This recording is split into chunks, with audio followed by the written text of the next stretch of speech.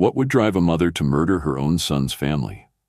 In Udaipur, Lalita Sharma, a retired nurse, seemed like the perfect matriarch, until the day her love turned deadly.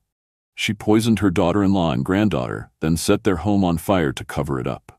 What was the real motive behind this chilling crime? Stay with us to uncover the shocking truth that no one saw coming. Welcome to True Crime Anatomy. Thank you to my amazing subscribers for your continued support. May your family stay safe wherever they are. For those just joining, make sure to subscribe, like, and share this video. We bring you true crime stories from all around the world, uncovering the unheard and unseen cases, working every day to bring these chilling stories to you. Now let's get into today's case. This is the story of a crime that shocked everyone in Udaipur, India, and left an entire community questioning how a loving mother could commit such an unthinkable act. Lalita Sharma, a 55-year-old retired nurse, had always been a well-respected member of her family.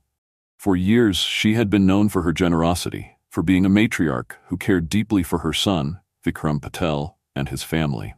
But behind closed doors, something dark was growing inside her. Lalita's relationship with her daughter-in-law, Priya Mehra, was complicated from the start. While everyone thought their family was perfect, there was an underlying tension that would ultimately erupt into tragedy. It started with small comments, questioning Priya's choices, criticizing her in subtle ways, and it only escalated from there. When Priya gave birth to her daughter, Maya, Lalita's resentment reached its peak. It was no longer about the family dynamics. It became something much more dangerous. Lalita's bitterness grew into an obsession. She became convinced that Priya was deceiving her son, even questioning the legitimacy of their child. The suspicions led to something more terrifying than anyone could have imagined. In the blink of an eye, this family's world was shattered in a way that no one could have foreseen. In this video, we'll uncover the twisted path that led to the brutal crime and explore the shocking details of how one woman's obsession turned into a tragedy that no one expected. Stay with us as we examine the chilling truth behind a mother's betrayal and the devastating consequences it had for her own family. Lalita Sharma was a 55-year-old retired nurse from Udaipur, a city known for its stunning lakes and historic palaces. She had spent her career helping people in the medical field, earning respect from those who knew her. As a mother, Lalita had always been deeply involved in her son Vikram Patel's life. Vikram, who was 31 at the time of the tragedy, had always been the center of Lalita's world. She was proud of him, and there seemed to be no limits to the affection she had for him. He was her only child, and from the day he was born, Lalita took it upon herself to guide him through life, making decisions for him and shaping his future. Vikram had grown up in a family that valued tradition and respect, and he had always been taught to honor his mother above all. This connection between mother and son was strong, almost inseparable. But when it came time for Vikram to marry, Lalita's control began to meet resistance. Priya Mehra, a 26-year-old woman from a different background, entered the picture when Vikram chose her to be his wife. Priya was everything that Lalita didn't initially approve of.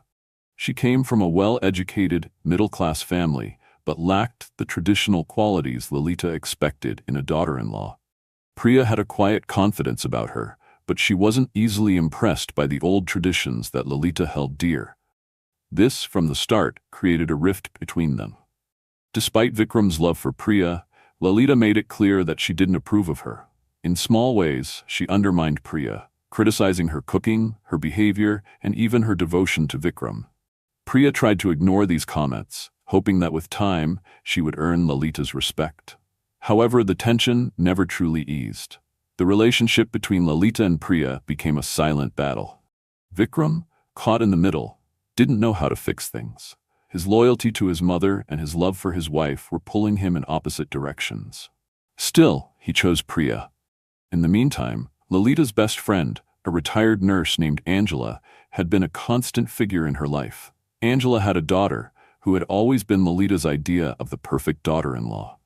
Angela's daughter, unlike Priya, was traditional, poised, and had been groomed by her mother to fit into a role that Lalita admired. But Angela's daughter had her own issues. She was known to party late into the night and wasn't the calm, demure figure Lolita imagined her to be. Despite these flaws, Lolita couldn't let go of the belief that she could fix Angela's daughter and mold her into the ideal partner for Vikram. When Vikram rejected Angela's daughter in favor of Priya, Lolita's resentment toward Priya grew. She saw Priya not as a loving wife for her son, but as a woman who had taken away her dream for Vikram's future. Lolita's mind began to fixate on the idea that Priya was not the right woman for him. Lolita's bitterness intensified when Priya gave birth to their daughter Maya. For Lolita, this child symbolized her failure, the end of her control over Vikram's life. It was then that she began to question whether the child was even Vikram's. The thought lingered in her mind, festering like a wound. She started to whisper her suspicions, planting seeds of doubt. "She doesn't even look like Vikram," Lolita would tell him. "Maybe this child is from someone else." These insinuations slowly built up, creating cracks in the family's foundation. Vikram, frustrated by his mother's constant doubts, defended Priya fiercely. But Lolita refused to back down. Her obsession grew, and she became more convinced that Priya had betrayed her son. In her mind, this wasn't just about Priya, it was about her son being deceived. Lolita became fixated on the idea of saving Vikram from what she believed was a mistake. She couldn't let go of the notion that only she could see the truth. Despite all of this, Lolita still maintained her position as the loving, doting mother. She would often visit the family home, pretending to be caring and involved. She played the role of a grandmother with Maya, occasionally bringing gifts or offering to help. To everyone else, she seemed like the perfect mother-in-law, someone who was supportive and loving despite their differences. However, Priya couldn't shake the feeling that something was off whenever Lolita visited. The tension between them was palpable, but Priya, always trying to keep the peace, never confronted her mother-in-law directly. She knew that any confrontation would only make things worse. The more Vikram stood by his wife, the more isolated Lolita became. She could feel her influence slipping away, and this only made her anger grow. Her mind, already clouded with doubt, twisted these feelings into something darker. What happened next was not an impulsive act. It was carefully planned. Lolita had long since made up her mind that she had to take control of the situation. She wasn't going to lose her son to Priya, and she was willing to do whatever it took to break the bond between them. As time passed, Lolita began to plan her ultimate act of control. She knew the family's routines, she knew when Vikram would be at work, and she knew that Priya was often home alone with Maya. Lolita had carefully calculated the moment when she would make her move, believing that after everything was said and done, Vikram would return to her. She had carefully studied her family's routines, knowing the exact moment when her son Vikram would be at work and Priya would be home alone with Maya, their newborn daughter. On that particular day, Lolita arrived at her son's home under the guise of visiting to spend time with her granddaughter. To anyone who saw her, it seemed like a typical grandmother's visit. Priya, trusting her mother-in-law's intentions, welcomed her in. Lolita was calm, composed, even warm. It was hard for anyone to imagine that she was carrying out a plan to destroy everything. Lolita had brought food with her that day, something she had prepared herself. She told Priya that it was a special treat. As she handed over the meal, she casually mentioned that she had added her own little twist to it, saying it was something Vikram would love. Priya, tired from taking care of a newborn, didn't think twice about it. She trusted her mother-in-law, perhaps too much. But inside that meal was something dangerous. Lolita had secretly laced the food with sleeping pills, enough to make Priya drowsy, perhaps fall into a deep sleep. At first, Priya felt nothing out of the ordinary. She ate the food, and within an hour, she began to feel extremely tired, as though her body was giving in to an overwhelming sense of exhaustion. Her eyelids grew heavy, and before she knew it, she was drifting into a deep slumber. Lolita, however, wasn't finished. She had carefully planned every detail. Knowing that Vikram wouldn't return home for several hours, she took her time to set the stage. With Priya now unconscious, Lolita moved Maya from her crib, carefully lifting the tiny girl. Her mind was set on creating a scene that would be seen as an accident, something that would leave no doubt in Vikram's mind about what had happened. Lolita carried Maya into the bathroom, placing her in a position that would suggest a tragic fall. She hit the child's head lightly against the side of the tub, just enough to make it appear as if Maya had slipped while her mother was holding her. It was clear that Lolita wanted to make it look like Priya had accidentally lost her balance while holding the child, and they had both fallen into the tub. But that was not enough. Lolita's real motive was much darker. She needed to make sure there would be no traces of what she had done. She turned on the tap, filling the bathtub with water, and when the water was high enough, she gently placed Maya's body in the tub, just enough to make it look as though the baby had drowned in the accident. With both Priya and Maya unconscious, Lolita proceeded with her final act, setting the house on fire. She had carefully prepared a fire starter, knowing exactly where the house was most vulnerable. She set the fire in the kitchen, a place where it could easily spread to the rest of the house, consuming everything in its path. The flames would destroy the evidence, and the fire would explain away the tragic events that had just unfolded. The smoke quickly filled the house, and the fire spread faster than anyone could have anticipated. It was clear Lolita had thought of everything. She had planned it all meticulously, making sure no one would suspect her, not even Vikram. The house was engulfed in flames, the heat intense enough to burn almost everything inside. The fire had left a trail of destruction, but it was the aftermath that would prove to be just as catastrophic. When authorities first responded to the call about the fire, they assumed it was a tragic accident. The house was fully engulfed by flames, and the scene was chaotic. Firefighters quickly got the blaze under control, but the damage was already done. Priya Mehra and her baby, Maya, were both found lifeless, their bodies discovered in the wreckage. At first, investigators believed it was a tragic accident, a house fire caused by a faulty appliance or some other mishap. There didn't seem to be any immediate signs of foul play.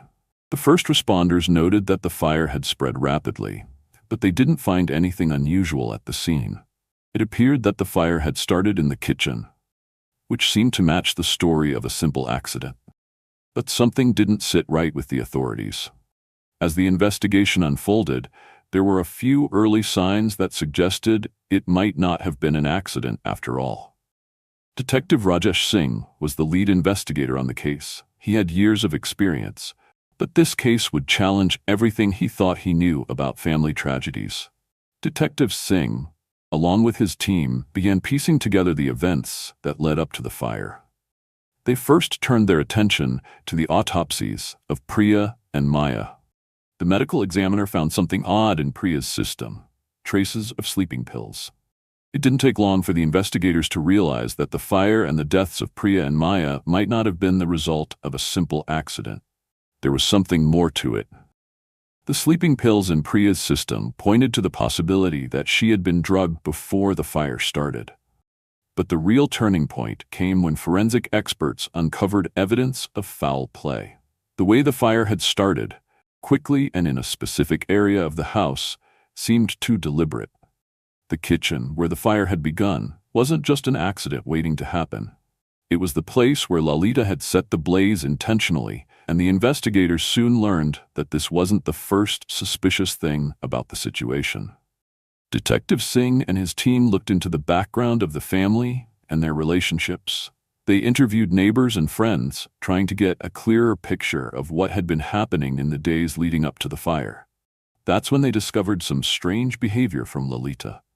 She had been visiting her son's house frequently in the weeks before the fire, sometimes bringing food and other gifts. She was acting strangely, but no one had thought much of it at the time. She had always been close to her son, so no one questioned her motives. As the investigation deepened, one of the neighbors mentioned overhearing a conversation between Lolita and her friend, Angela. It was a conversation that stood out to them because of its unusual tone. According to the neighbor, Lolita had been speaking in a way that seemed almost too calm for someone who had just lost her daughter-in-law and granddaughter in a tragic fire. The neighbor felt something was off and came forward to share what they had heard. With this new information, the investigators began to focus their attention on Lolita. They started questioning her more closely, but she maintained her innocence. At first, She was calm and composed, insisting that the fire was a tragic accident. But as the investigators pressed her for details, they noticed cracks in her story. Lolita claimed that she had no idea how the fire had started, but when asked about the sleeping pills found in Priya's system, her answers were less convincing. She stumbled over her words, unable to explain how they had ended up in Priya's body. It was becoming clear that Lolita's version of events wasn't adding up. Detective Singh knew that they needed more concrete evidence to charge Lolita, but there were still many unanswered questions. They turned to forensic experts to analyze the evidence more thoroughly. Forensic experts confirmed that the pills found in Priya's system were a type of sleeping medication, likely used to sedate her before the fire was set. But the big breakthrough came when they discovered something even more disturbing: traces of accelerants in the kitchen. This indicated that the fire had been intentionally started, likely with gasoline or another flammable substance. Despite the mounting evidence, the investigators faced challenges in building a strong case. Lolita's calm demeanor and well-rehearsed answers had made her a difficult suspect to pin down. She had an answer for everything, and she was careful not to slip up. But the evidence was beginning to speak for itself. It was clear that the fire was not an accident. It was a carefully planned act of murder. The investigation took a dramatic turn when Angela, Lolita's best friend, finally came forward with a shocking revelation. She admitted that Lolita had confessed to the crime. Angela said that Lolita had told her that she had drugged Priya and set the house on fire to make it look like an accident. Angela had been shocked when she heard this, but she didn't speak up right away. It wasn't until she confided in another friend that the truth began to emerge. That friend, concerned for the safety of her own family, encouraged Angela to tell the authorities what she knew. With this new testimony, the case against Lolita grew stronger. Investigators were able to piece together the final moments before the fire. They knew that Lolita had drugged Priya, drowned the baby, and then set the house on fire. The motive, they believed, was rooted in jealousy and control.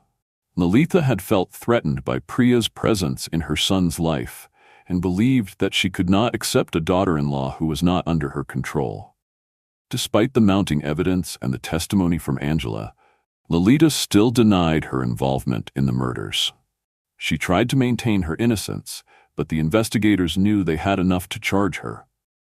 The case had taken a long, painful journey, but it was clear that Lalita Sharma was responsible for the deaths of her son's family. As the trial approached, the community was left in shock. Many couldn't believe that a mother could commit such a crime against her own son and his family. The trial would reveal more about Lalita's twisted motives and the extent to which she was willing to go to control her son's life. As the investigation continued, several motives began to surface. Lalita Sharma had always been controlling and domineering, especially when it came to her son Vikram. The bond between mother and son was intense, but Vikram's choice to marry Priya Mehra seemed to ignite a spark of resentment in Lalita. Priya, a woman of her own mind and not easily controlled, was everything Lalita couldn't accept. From the start, Lalita seemed to view Priya as an outsider, someone who had taken Vikram away from her and refused to live up to her expectations. But what was the true motive for murder? One of the most glaring theories was that Lalita's obsession with control had reached dangerous extremes. Priya's presence in Vikram's life threatened Lalita's authority and influence. She had spent years shaping Vikram's world, and Priya's entry disrupted that control. As a retired nurse, Lalita was accustomed to making decisions for others. She had cared for people, but in her mind, Priya didn't fit into the role she envisioned for her son's family. Her desire to fix everything, especially the situation with Vikram's wife, seemed to turn into an unhealthy fixation. Another potential motive was jealousy. The birth of Maya, Vikram and Priya's daughter, may have been the tipping point for Lalita. A child often symbolizes a new generation, and for Lalita, this could have represented a further loss of control. She may have seen her grandchild as a symbol of defeat, an addition to a family that didn't fully belong to her. Lalita's suspicions about Maya's paternity seemed to amplify this feeling. The idea that the child wasn't truly Vikram's was something she clung to, fueling her anger and paranoia. Some speculated that Vikram's defensiveness of his mother and his failure to address her manipulative behavior might have played a role in his family's tragic end. Vikram's blind loyalty to his mother could have allowed the tension between Priya and Lalita to escalate unnoticed, and in some way, this may have given Lalita the confidence to carry out her plan. Now, as you reflect on the details of this case, I want to ask you, what do you think truly drove Lalita to commit this crime? Do you believe her desire for control and fear of being replaced were enough to push her to murder? Or do you think there's something more to her story? Something we haven't uncovered yet? Let us know your thoughts in the comments below. Who do you believe is truly responsible for this crime? Was it Lalita alone, or did others play a role? Let's hear your theories. And as always, thank you for joining us in uncovering the dark truths behind real-life crime. The case of Lalita Sharma, the mother who murdered her son's family, is one that leaves a lasting mark on anyone who follows it. It's difficult to comprehend how someone who was supposed to be a figure of trust and support could betray her own family in such a cold, calculated way. Vikram Patel lost not only his wife and daughter, but also his mother, the very person who was supposed to care for him. His world was turned upside down, and while the court handed down a life sentence, no punishment could ever truly repair the damage caused. For Lalita, life in prison might seem like a just consequence, but does it undo the harm she caused? Does any punishment truly make up for the loss of two innocent lives? What do you think about the outcome? Was justice served in this case, or is there a deeper sense of injustice we're missing? Is it possible for someone to truly recover from the betrayal of a family member so deeply? Let's hear your thoughts in the comments below.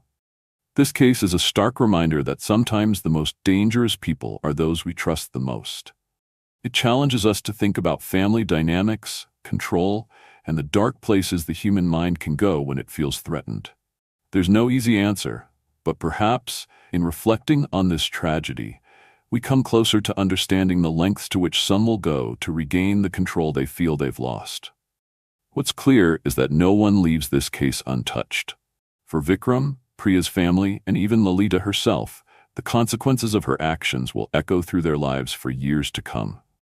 As you reflect on this story, remember that justice isn't just about punishment.